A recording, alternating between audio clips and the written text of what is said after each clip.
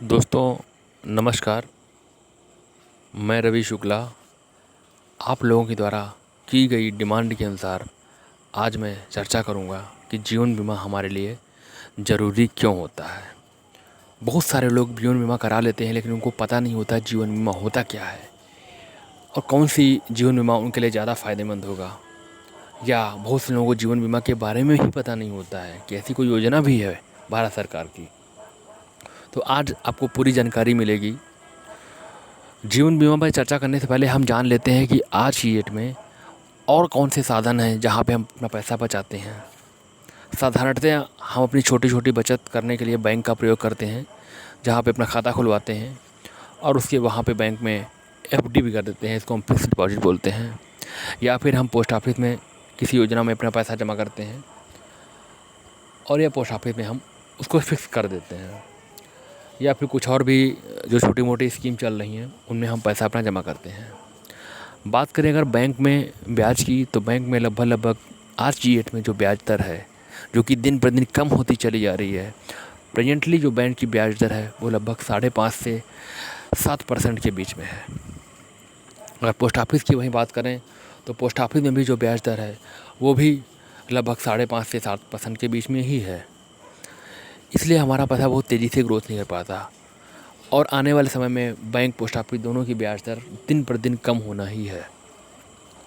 ऐसे में जीवन बीमा आपके लिए बहुत ज़्यादा फ़ायदेमंद हो सकता है, क्योंकि इसकी जो बोनस होता है उसके अनुसार जो मैच्योरिटी आती है, जो आपको बीमा धन मिलता है पूरा होने पे, उसको अगर इंटरेस्ट में कैलकुलेट करेंगे तो लगभग वो 12 से 15% के ऊपर भी निकल जाता है।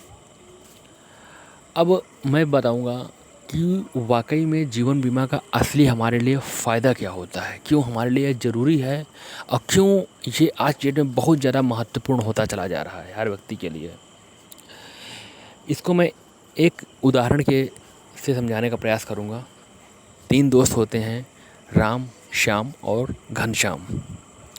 तीनों पढ़ाई लिखाई करने के बाद नौकरी करना शुरू कर देते हैं और उसके बाद जब कुछ पैसा आने लगता है तो राम के मन में विचार आता है क्यों ना हम अपनी कमाई का थोड़ा सा पैसा हम बचाएं, जो कि आगे चल के हमारे परिवार के और हमारे काम आ सके, जिससे में हम आगे चल करके कुछ भी अपना खरीद सकें या अपने परिवार को प्रोत्साहन दे सकें, परिवार के सपनों को पूरा कर सकें।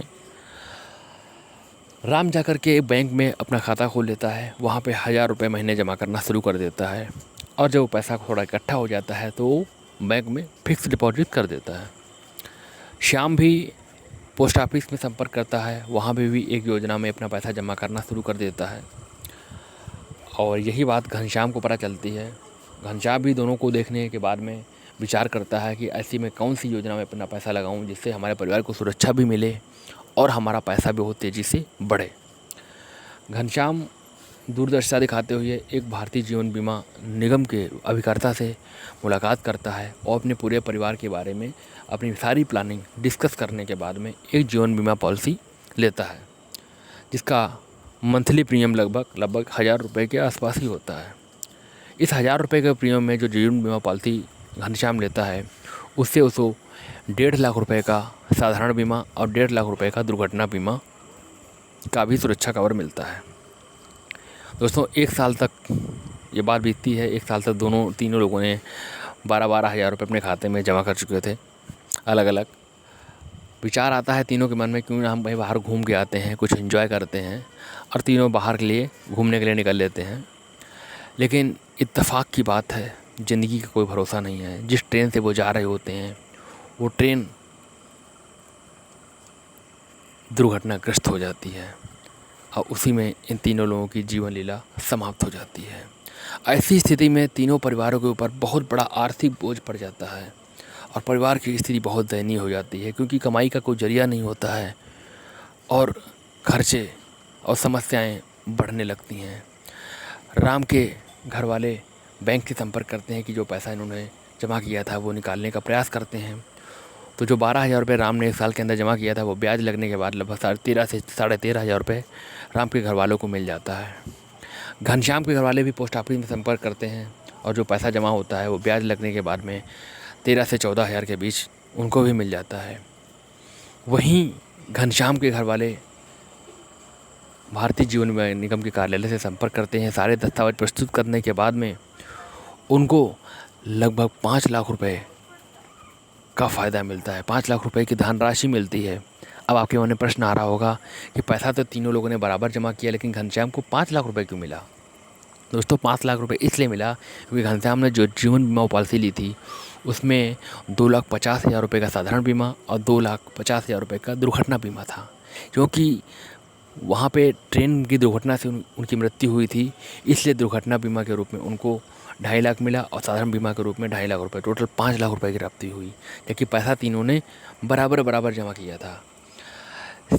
घनश्याम की दुर्दशा की वजह से उसके परिवार को इतनी बड़ी सहायता मिली।